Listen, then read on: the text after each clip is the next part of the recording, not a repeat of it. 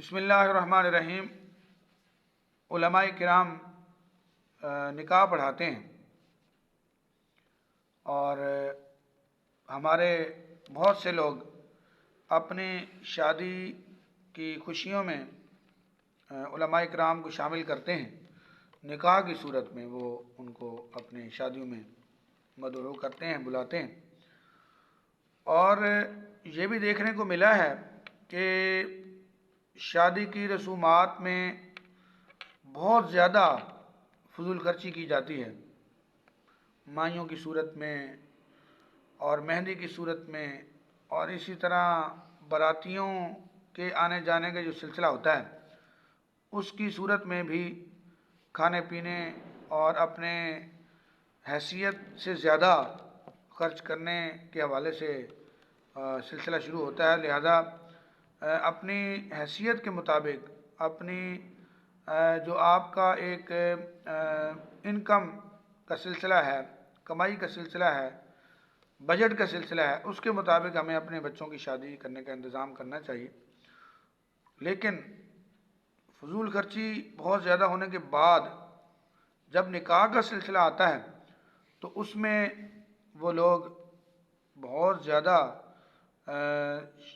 شریعت کے دائرے میں آ کر کہتے ہیں کہ جو حق مہر کی صورت میں بھی کہ حق مہر شرعی حق مہر لکھ دیں، کہ باقی جتنے کاموں میں پیسے خرچ کیے اس میں کہیں شریعت نظر نہیں آئی، اور جب حق مہر دینے کی باری جہاں دینا چاہیے زیادہ تو اس میں وہ کہتے ہیں کہ 2000 لکھ لیں یا 3000 لکھ لیں یا میکسیمم 5000 لکھ لیں، اس سے زیادہ نہیں لکھوایا جاتا۔ اور شریعت میں جتنا حق مہر ہے وہ تو ہے ہی، لیکن اس سے زیادہ جتنا لکھوایا جا سکتا ہے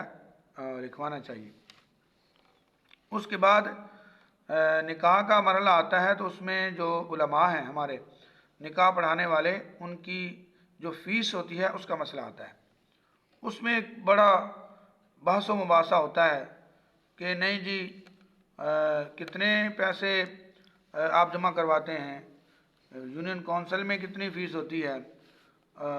ہم آپ کو اتنے دیں گے اتنے دیں گے۔ وہاں ایک لڑائی جھگڑے والا سلسلہ شروع ہو جاتا ہے۔ تو ہمیں چاہیے جو اپنے بچوں اپنی بچیوں کی شادیوں کا سلسلہ کرتے ہیں، جہاں وہ اتنا خرچ کر دیتے ہیں، وہاں جب یہ نکاح کا سلسلہ آتا ہے تو اس صورت میں بھی انہیں چاہیے کہ وہ فراخ دلی کا مظاہرہ کرتے ہوئے، ان علماء کا ادب اور احترام کرتے ہوئے ان کو بھی اچھے انداز سے رخصت کیا کریں، اور ان کا جو ایک فیس کا سلسلہ ہے وہ بھی اچھے انداز سے ان کو ادا کیا کریں۔ میں عرض کر دیتا ہوں کہ فیس کا کیا کرائٹیریا ہونا چاہیے اور کیا سلسلہ ہے۔ ایک پوسٹ میرے پاس آئی تھی اور یہ پوسٹ کافی اس نے علماء کے میں گردش کی ہے، علماء نے اس کو بیان بھی کیا اور بتایا بھی ہے کہ یہ ہر موقع پہ شادی کی خوشیوں میں اس کو بیان کرنا چاہیے، تاکہ لوگوں کو پتہ چلے کہ اس کی ہدیے کا، اس کی فیس کا کیا سلسلہ ہوتا ہے۔ کہتے ہیں کہ دلہن اگر کنواری ہے تو اس کا نکاح پڑھانے کا ہدیہ 1 دینار ہے، اور اگر دلہن بیوہ ہے تو اس کے نکاح پڑھانے کا ہدیہ جو ہے وہ آدھا دینار ہے۔ اب سنیے، دینار جو ہے وہ سونے کا ہوتا ہے، اور 1 دینار کا موجودہ وزن 4 گرام 665 ملی گرام ہے، اور 3 خمس ہیں، جیسے کہ تاج الشریعہ رحمۃ اللہ تعالی علیہ نے فتاویٰ تاج الشریعہ میں بیان کیا ہے کہ آج کے بھاؤ سے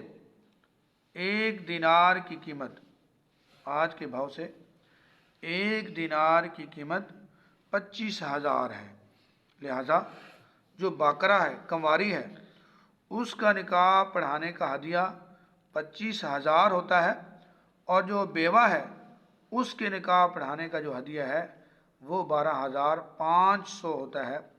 اس سے کم رقم میں قاضی صاحب نکاح اگر پڑھاتے ہیں تو یہ ان کا مسلمانوں پر کرم ہے۔ ان شادی اور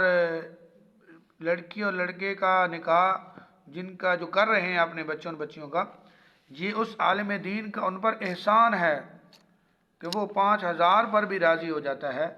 وہ 10,000 پر بھی راضی ہو جاتا ہے، وہ 3,000 پر بھی راضی ہو جاتا ہے۔ لیکن سنیے میرے مجھے سننے والوں، سن لو، جو کنواری لڑکی کا نکاح ہے وہ 25,000 ہدیہ دینا پڑے گا، اور جو بیوہ کا ہے اس کا 12,500